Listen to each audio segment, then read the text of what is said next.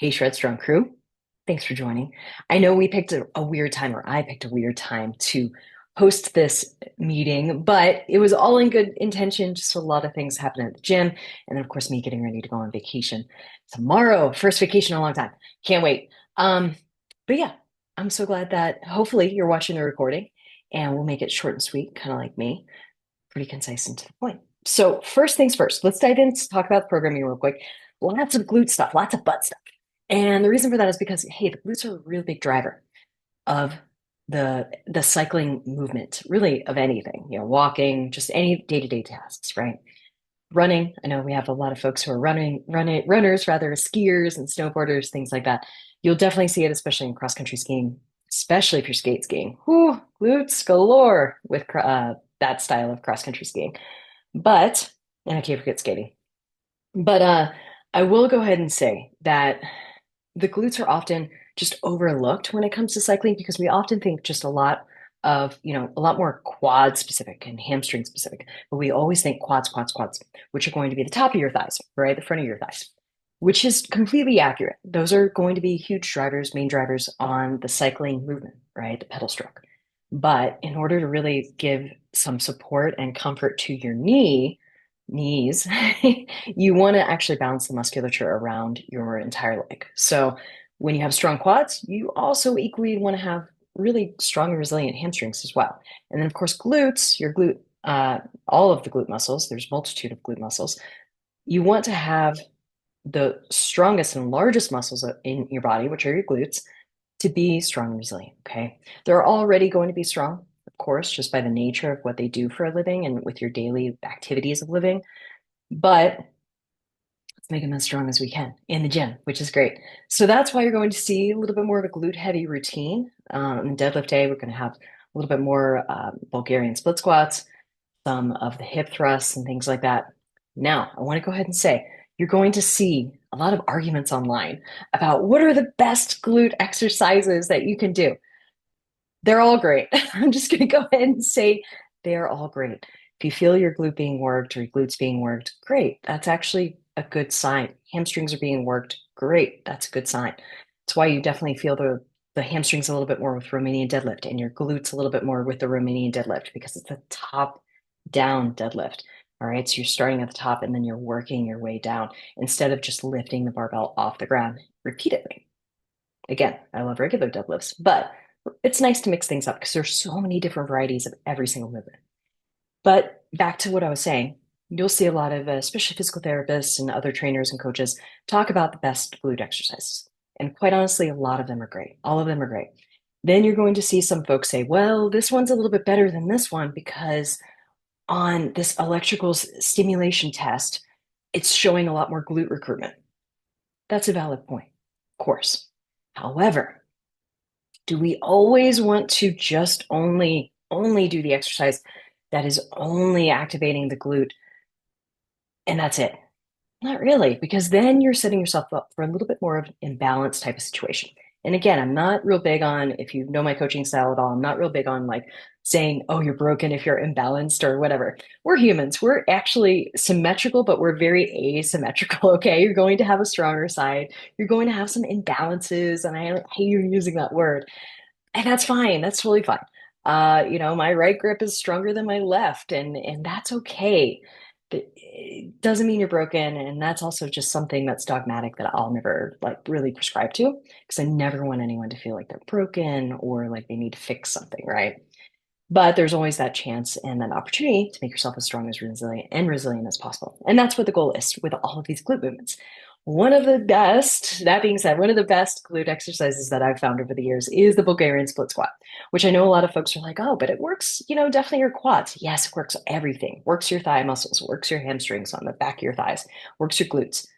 Especially, if you tend to like angle your torso a little bit differently. If you angle and lean a little bit more forward, you're going to feel a little bit more of a different direction on what muscles are being, utilized a little bit more versus just standing straight up. Okay.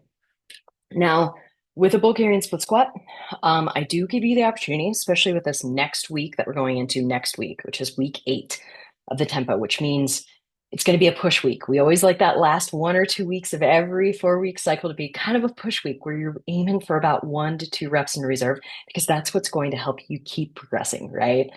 And that will be next week. So now you have a little precursor on it. I'm building it out right now, actually, as we speak. And the thing with this is do an aim for 1 to 2 reps in reserve if you're feeling good. All right. Bulgarian split squats. I give you the opportunity and I put it in instructions like, hey, add a kettlebell, add some dumbbells if you're comfortable with that. Eventually, especially if you're in the barbell program, add a barbell into your back rack. I wouldn't do it right now, especially if you're not used to it, because that will make you walk funny for the next day or two. Saying that from personal experience because I did start to do barbell Bulgarian split squats because I was recording things ahead of time. So I'm recording things that we're doing in the future. And I was really reminded of how awful and also how great barbell Bulgarian split squats can be in both the front rack. So when you have it in that front rack, just like with the front squat, or when you have it in the back rack, so behind the neck. Same thing with dumbbells, though. You can put dumbbells even on your shoulders for a little bit of a different stimulus instead of by your side, because when you're holding a dumbbell in the goblet position, that's going to work a little bit different muscles as well as, if you hold the dumbbells by your side or on your shoulders. That's what I love about strength training is just little tiny variations can activate different things and have you utilize different parts of your body without doing anything completely crazy and wild. All right. Or dangerous, where you're hopping like 1 foot on a Bosu ball or something like that, which can be fun, but also dangerous. So that being said, glutes galore. We're definitely focusing on glutes, activating that a little bit more. I'm getting a little bit heavier, a little bit earlier in the season, just because I think it's a great time to utilize this quote unquote off season. Well, except for Satchel, he just got a new bike and he was able to ride the other day, but not to rub it in or anything. But for those of us who are definitely in a snowier climate, especially like here in Colorado, I can speak to like our point of view here. We're just not able to ride. At least mountain bike trails that much. So because we're not able to ride as much, we're doing a little bit more maybe indoor training, or we're doing some skiing and running and things like that. Then great. Now is a good time to really emphasize, trying to get as strong as we can in that quote unquote off or bridge season, whatever you want to call it, and then go forward with the next few weeks of like, okay, now we're going to start getting into some power movements because I'm actually going to shift some things a little bit more forward, a little bit more early. And, next cycle after this next week, so starting in March 2025, we're going to start doing a little bit more power movements and, take a little bit of a break away from the tempo movements because you can only do tempo kind of for so long. I'd rather you kind of push yourselves a little bit differently in the next few weeks. And we're going to start doing the wall sit rotation. So last season or last year, 2024 programming, I introduced the wall sit as kind of a finisher. Everyone loved it because we progressed it. Well, I wouldn't say love. Love's probably a strong word. They enjoyed it, enjoyed the challenge. There's also ways we can kind of mix it up by adding a weight to the front rack, adding a little bit of rotational stuff. So expect that in March, just so you kind of know what's ahead. And the wall set's great because it will get you ahead of schedule for the downhill season or whatever type of biking season you use. I find it really helps really well with my gravel cycling because there are times, especially here in Colorado, we just have some flat segments, and it's just nice to be able to feel like I can get out of the saddle and just push myself a little bit more. And I feel like I'm capable of doing that a little bit more readily because of the wall sits and things like that. Wall sits can also help, with that static squat position that you'll see in downhill climbing, all that stuff. Okay. So again, just trying to prevent the leg fatigue as best as we can. Cool. So that way you kind of know what's planning ahead. Why I'm focusing on butt stuff right now, glute stuff right now.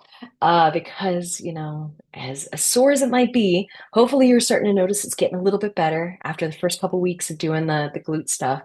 And then now, you're still going to have a level of soreness, but probably not as bad as it was the first week. At least I can say from, my personal experience, that's for sure the case, as well as a handful of other clients that I have testing out some stuff for me.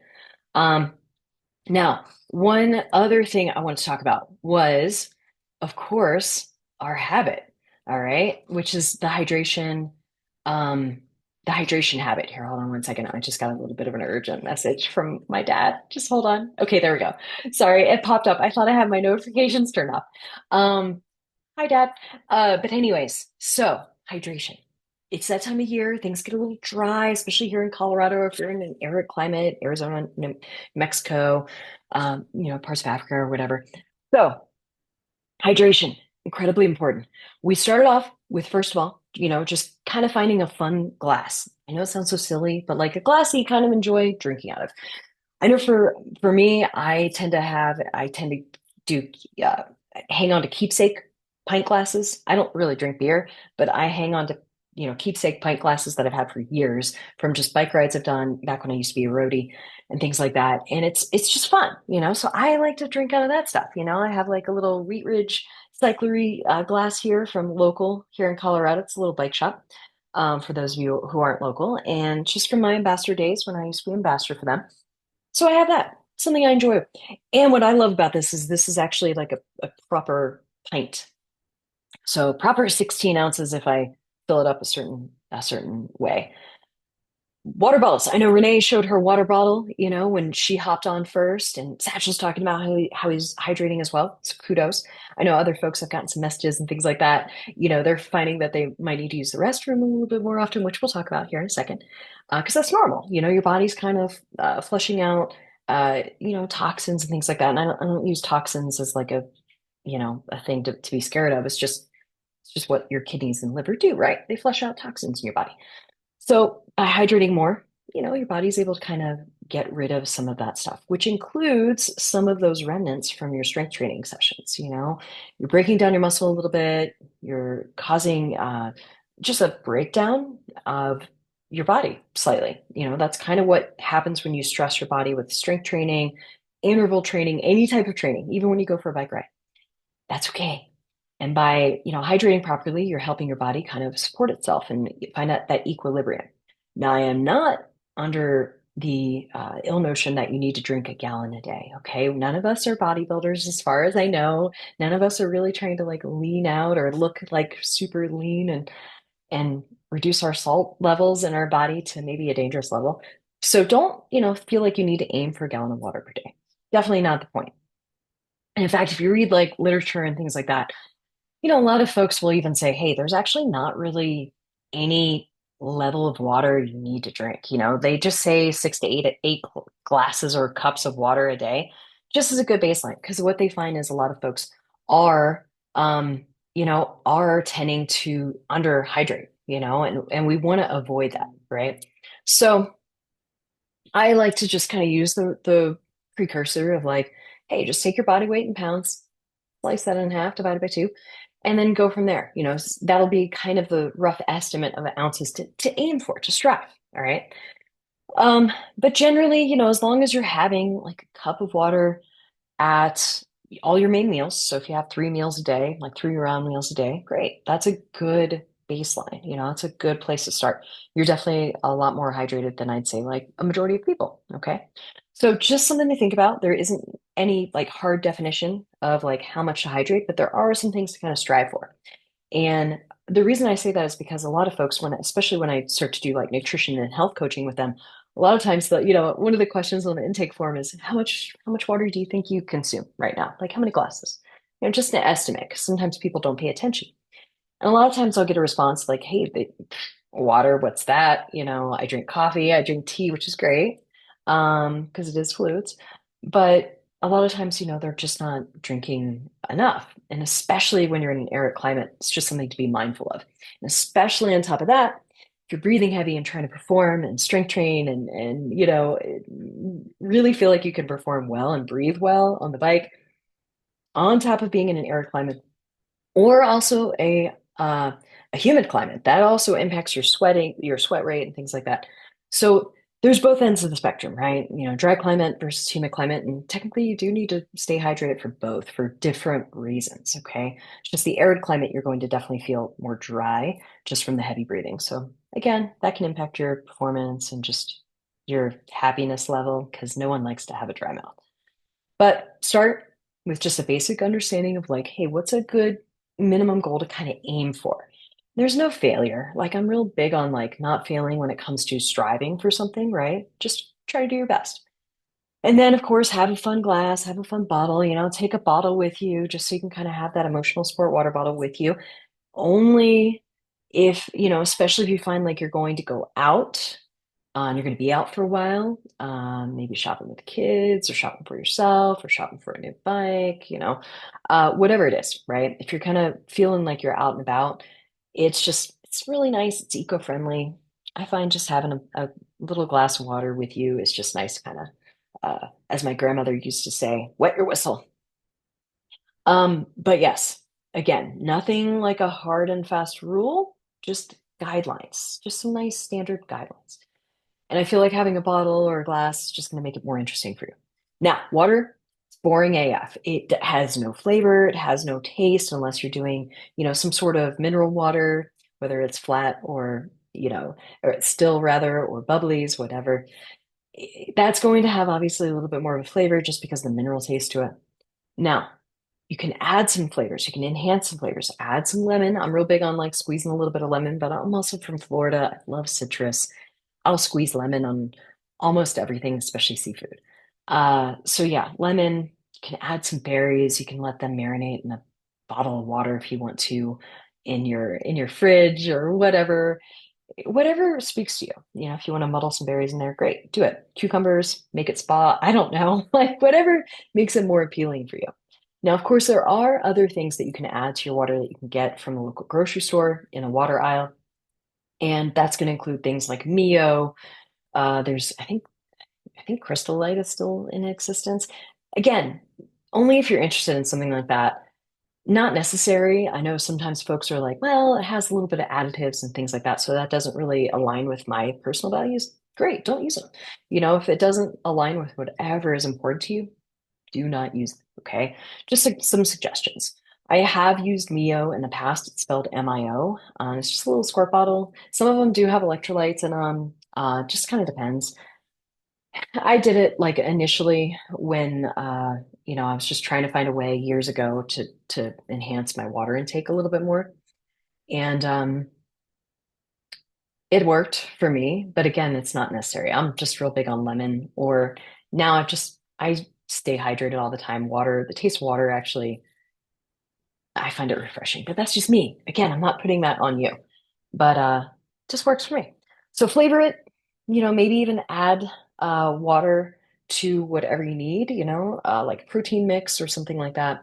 That's a good way to get some more hydration in. Of course, coffee and tea does count towards your daily limit, because research is showing that really if you already have the habit of having some coffee and water, it doesn't really impact your diuretic. It doesn't impact your hydration level. Let's put it that way, which is good because I know for years a lot of folks and a lot of coaches and nutritionists, even RDs, would say like, "Oh no, if you have a cup of coffee, you need to, equal it out with a cup of water." And what they're finding is it's not super important if you're already under the habit or in the habit of kind of drinking coffee and tea more regularly.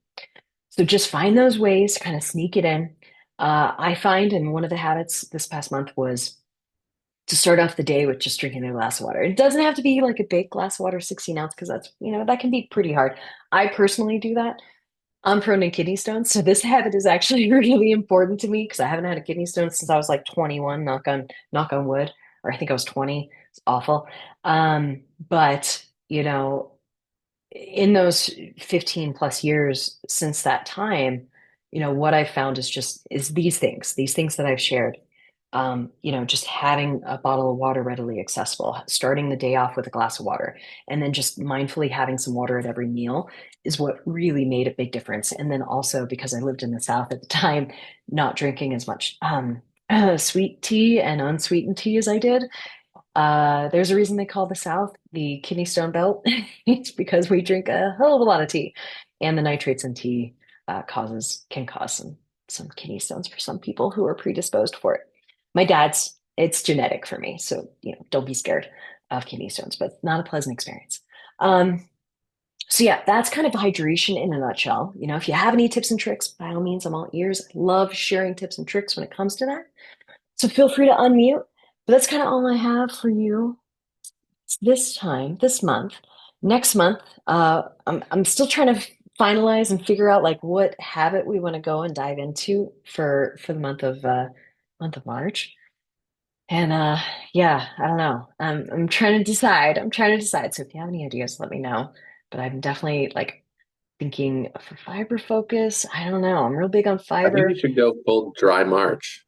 Dry March. Well, what's Yeah. funny is I actually have like a habits that Trainer Eyes actually made, and they made Mhm. it in January for dry January, and I was like, oh, I don't want to start people off like really hard, but it was like dry-ish, so that way you can Yeah. find what level is good for you, right?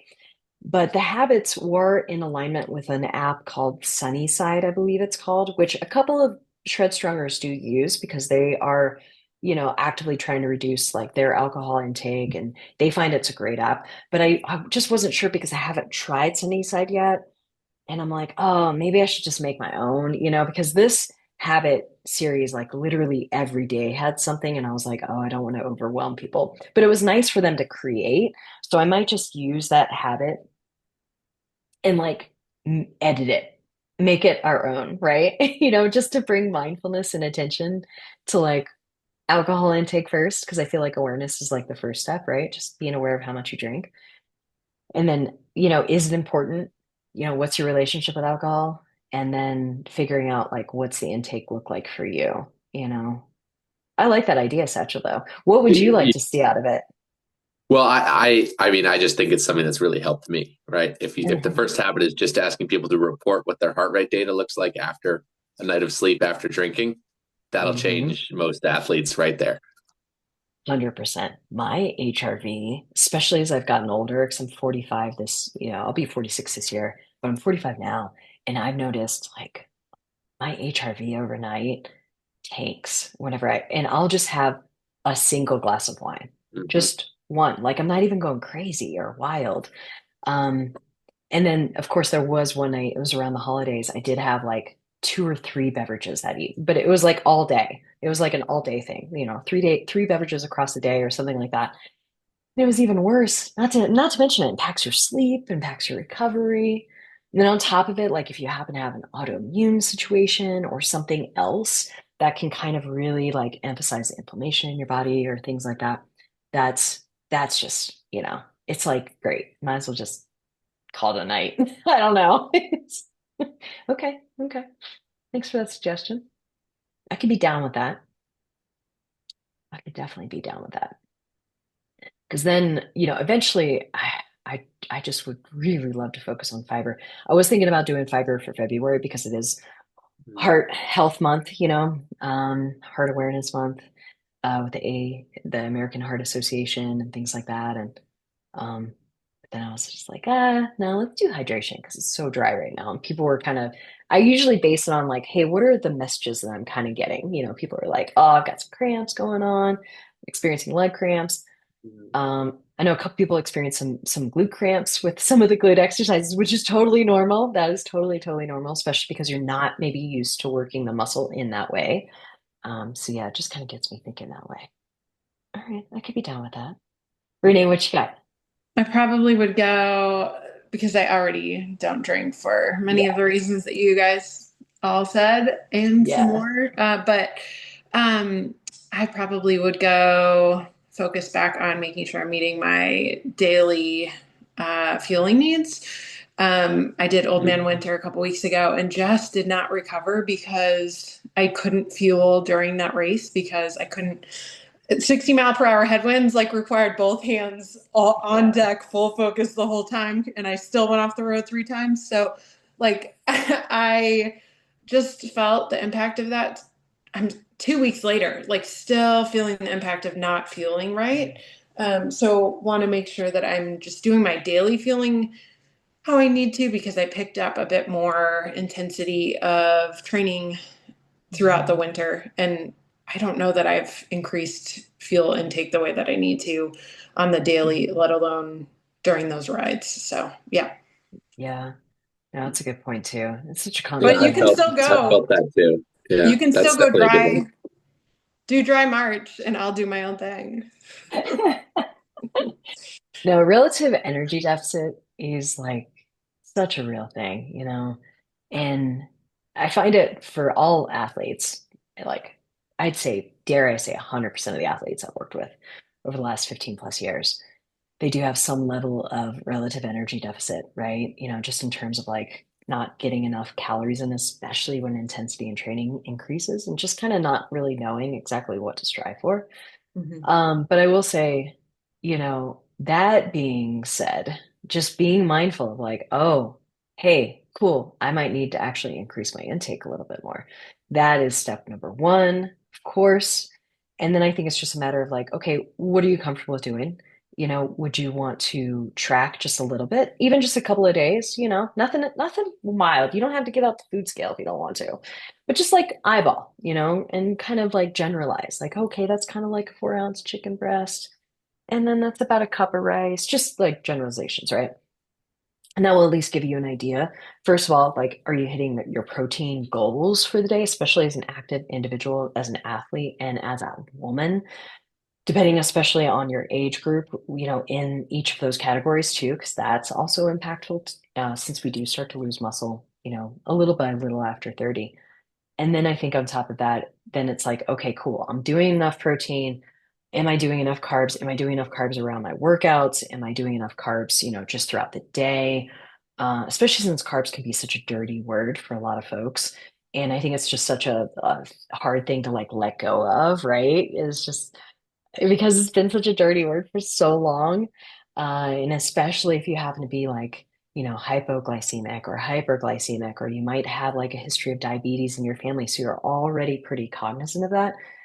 But I think with a lot of folks, as long as we realize that we're getting in enough protein and fiber's carbs along with that, day to day, that will help, balance the blood sugar. So then you won't have to worry as much about like it impacting your blood sugar levels per se. But I know I'm going on a diatribe, but like at least you're aware right now and you're checking in like, ooh, okay, I might need a little bit. So I would say just off the cuff, not knowing, how much you're eating right now, just see if maybe you can add a little extra food in the meals, maybe around your workouts. Just start there, maybe a little extra carbs. Um, Depending on what your meal is, like just say you do a 3/4 cup rice or quinoa or whatever it is with like a chicken, a piece of chicken or whatever the protein is. Great. Maybe add a little bit more quinoa. So maybe make it like a full cup. Do you see what I'm saying? So just start there little by little and just see how you feel. And then of course, check in with like, okay, energy levels feel okay. Because sometimes what I find and what I suggest, especially for my one-on-one clients, after a race that's really intense, and especially if weather was hard, wind was hard, I know the weather in terms of it being cold for Old Man Winter, it wasn't too bad, but it was windy AF that day. And that takes so much more muscle. And then you're breathing hard because then you're working harder and all of this stuff. So that's going to take more calories anyways. So what I usually recommend for my clients that I work on, with one-on-one is like, okay, the day or two after your races, you're doing, I'm not kidding you, some of these, athletes, they're doing an extra 1 to 200 grams of protein, which is a lot. Because sometimes people only get like maybe 150 grams of carbs in a day, maybe 200 in a day. And to add another 100, oh man, they feel so good. They might be a little bit bloated because carbs hold water, that's the name, carbohydrate. It does hold water. It does retain water a little bit compared to the other macronutrients, but just doing that just for a short period of time could be just enough to be like, okay, cool. I feel a lot better. I'm feeling a little bit more energetic, sleeping better, all this stuff. So yeah, but I know it's relative, like, kind of looking in day to day. So good tip. All right. You've given me some good ideas, both you and Satchel. Just trying to think, because I was going to talk about nutrition, especially kind of more in alignment with when I'm going to do the Fit and Fed to Shred program, in a few weeks. Now that's going to be a little bit more customized. It's going to be a group program, how I'm going to set it up, but it will be more customized. Like I'm literally going to teach people how to figure out, how much food they need. So that way they can kind of feel empowered on their own, just using a couple tools that are available on the website, on various websites. Um, but yeah, I would just start Save there. it Just for start that. start by Save it for increasing. that. Yeah, like content wise, it seems to fit more with that. It's just I Yeah. know I need to Yeah, work on that. So if Yeah. you go dry March, then I will add the extra challenge of making sure I get my carbs and Yeah. protein. Hell yeah. No, of course. Like what what were you trying to eat while you were on the bike, if you don't mind me asking? I had a specific plan, kind of from I did Yuri's program. Yeah, yeah. You told me, like you pointed me that direction, and I was trying to eat honey singer chews. I had scratch in my. I knew to put like to do my straw like a sweet Hmm. pack, because I Yeah. knew I wouldn't feel comfortable reaching down for my bottle. Yep. But just trying to get like, and I had a little added thing right here to grab it out of a chest, like just to Hmm. do that. But Jen, I could not let go of the bars. Like I couldn't even be in the Yeah. drop bars because the bike would go Yeah. over. So No, it just 100%. like I had maybe three of those honey singer chews and I needed to have eaten the whole pack and then Yeah. some, Yeah. to meet my threshold that I wanted to. Yeah. Because I mean, the goal is right around 30 to 60 grams of carbs an hour, depending on intensity, right? Of course, depending on elevation, like all these other factors. If you're at Yep. higher elevation, you might need more. Like I have some clients who are at like upwards of 90 grams per hour. And especially if you have more muscle on your body, that's muscle, unfortunately. It's like it's a great thing to have, but it's also metabolically like pretty demanding. Like it requires some calories to maintain, right? So, yeah, it's tough though. It's tough when you can't take your hands off of the handlebars like that, you know? And that's when like did you have the scratch just hydration mix in your bag? Yeah, Not I didn't have the high okay, yeah. carb. Yeah, because that's when having like a high carb might have saved you, you know? Yep, But it would again, have. you have to kind of make sure your stomach is used to it. I Which, don't tolerate that as well. So, yeah, and some people don't. Like I tend to tolerate like flow formulas. I'm actually an ambassador for them this year. I haven't made any oh, cool. announcements or anything like that, but I love flow formulas. I love the concept behind them because they are very allergen friendly, Hmm. which is great. Even though I don't have any allergens, I have a lot of clients who have allergens, so it's just nice for me to explore these opportunities for my Yeah. team. But I handle flow formulas pretty well. And then also Carbo Rocket, I handle their stuff really well. They make a great mix. And I've used that in my USWE pack a lot and my other pack that I have, and it cleans out really well. As long as you remember to clean the Oh, pack, yeah. that night when you get back, so it doesn't become like a science experiment, then you're fine. But that would be, I would say, like now cool. Yep. The next race, even if the weather and temperature might be fine, if it is more demanding, maybe I'll, say to yourself, maybe I'll benefit from having like a higher carb solution in my USWE pack and then have a water bottle on my bike, you know? And I find like that might be beneficial for folks, and then of course with the honey stinger chews, just opening everything and just having them Yes. there, having some shoved in your pocket. But again, it's depending on if you can get your hands off the handlebar, you know, which is a challenge. I know. I totally know it's a challenge. So, I didn't see that coming. but now you know. And that's what's the cool thing about doing these events and these Yeah. races is it's a learning experience. Like everyone is a learning experience, right? You learn like, oh, I shouldn't do that again. That didn't work very well. Yeah. And that's cool because now it's feedback and you can use that going forward for other events. Uh, but yeah, that's why, usually when I have clients who have one big race that year, their A race that they're really aiming for, or their event. Like I don't even want to call everyone a racer because we don't all race, right? But we do events and we do these challenges, right? I usually suggest, hey, let's have like an event or two before that, just so you can kind of practice, or have a training ride where it's like that event, where you're actually going out. You're not stopping and gabbing with friends or anything like that, or maybe you are, who knows? But you're really doing focus training for like the 4 hours that you plan on being out there, for example, or the 2 hours you plan on being out there for the event day, if that makes sense. And then that is enough, using training rides for training, but you don't always get the chance to like train in 60-mile-per-hour gusts. That was windy. It was so windy that day. And I was thinking about you that day. I was like, oh, I hope she's having a good time on the bike right now. Yeah, it wouldn't go Oh straight to man. fun, but I was proud that I finished it. And thankfully it was not Yeah. my like A race. My whole like season depends on how I result in there. Like, no, it was for Yeah. fun. So Well, yeah. good. Good. That makes a huge difference. Well, sweet. Awesome. Thanks so Awesome. much, I love Jen. it. Yeah, thank you. Have a wonderful rest of your day, and I will catch you in a few weeks. Probably schedule it the next one, like the second week. in March. I need to look at the calendar because I actually have a conference here in Denver, a fitness and health conference I'm going to after I get back. So the weekend after I get back from Costa Rica. So I'm so excited about that because it's actually I don't have to travel anymore for anywhere for this conference. I just go to downtown. That is But awesome. yeah, I'm super excited. Enjoy Learning your all the things. vacation. Yeah, Yeah, thank you. enjoy. Thank you. Thank you. Have a good one.